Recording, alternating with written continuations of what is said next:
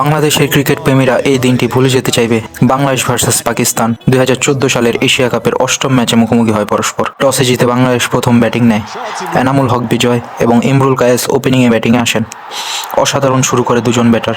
ম্যাচের দশম ওভারে রেহমানের করা ফুলটস বলে 6 মারতে গিয়ে লং অফে ধরা পড়েন ইমরুল কায়েস। ওভার হাইটের কারণে আম্পায়ার সেটাকে নো বল ধরেন। এনামুল হক ছিলেন সেদিন আগ্রাসী। 55 বলে নিজের ক্যারিয়ারের দ্বিতীয় 50 তুলে নেন। ওই ওভারে পরপর 3 বলে ছক্কা 4 ছক্কা হাঁকান। ইমরুল কায়েসও খোলস ছেড়ে বেরিয়ে আসা শুরু করেন। আফ্রিদির করা 18তম ওভারের শেষ বলে ডাউন দ্য উইকেটে এগিয়ে লং অফের উপর দিয়ে বিশাল এক ছক্কা হাঁকান এবং এরই সাথে দলের 100 রান পূর্ণ হয়। ইমরুল কায়েসও মাত্র 62 বলে নিজের অর্ধশত পূরণ করেন। 29তম ওভারে কট বিহাইন্ড হয়ে আউট হওয়ার মাধ্যমে 150 রানের ওপেনিং পার্টনারশিপ ভেঙে যায়। এরপর মুমিনুল হক জুটি বাঁধে। 39তম ওভারে এনামুল হক তার ক্যারিয়ারের দ্বিতীয় সেঞ্চুরি তুলে নেন।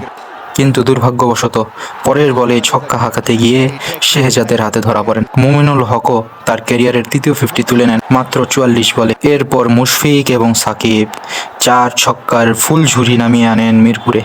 মাত্র 43 বলে অর্ধশত করেন মুশফিক, কিন্তু সাকিব খেলেন অতি মানবীয় 16 বলে 44 রানের ক্যামিও। 50 ওভার শেষে 326 রানের বিশাল সংগ্রহ টাইগারদের তালিতে। বিশাল রানের টার্গেট তাড়া করতে নেমে পাকিস্তানও ভালো শুরু করে। ব্রেক থ্রুর আশায় থাকা বাংলাদেশ কোনোভাবেই উইকেট নিতে পারছে না। পার্ট টাইমার বোলার মুমিনুলের হাত ধরেই আসে প্রথম উইকেট। মাত্র 52 বলে অর্ধশত করা হাফিজ মুমিনুলের বলে ছক্কা হাঁকাতে গিয়ে লঙ্ঘনে ধরা পড়ে। পরের ওভারে সাকিব আল হাসানের আরমারে ক্লিন বোল্ড হন মিসবাউল হক। মুমিনুলের বলেই কট বিহাইন্ড এর ফাঁদে পড়েন মাকসুদ। পরপর 3 উইকেট বাংলাদেশের পক্ষে খেলা চলে আসে। শেহজাদ এবং ফাওয়াদ দলের হাল ধরে। এরপর শেহজাদ 117 বলে নিজের সেঞ্চুরি তুলে নেন।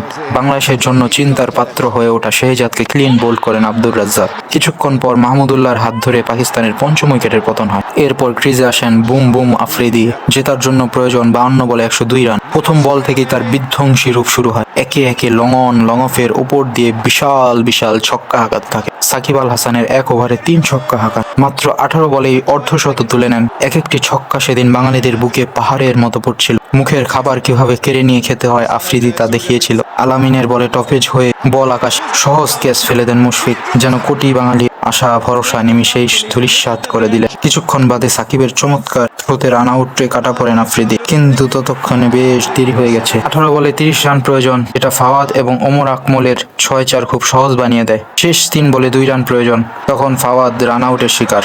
বাঙালির মনে খানিক আশা, কিন্তু সেই আশাতে পানি ঠেলে দেয় উইনিং বাউন্ডারি। ওমর আকমল দিন মাঠে খেলেছিল 11 জন, কিন্তু কেঁদেছিল পুরো বাংলাদেশ। এক আফ্রিদির কাছে সেদিন হেরেছে বাঙালি।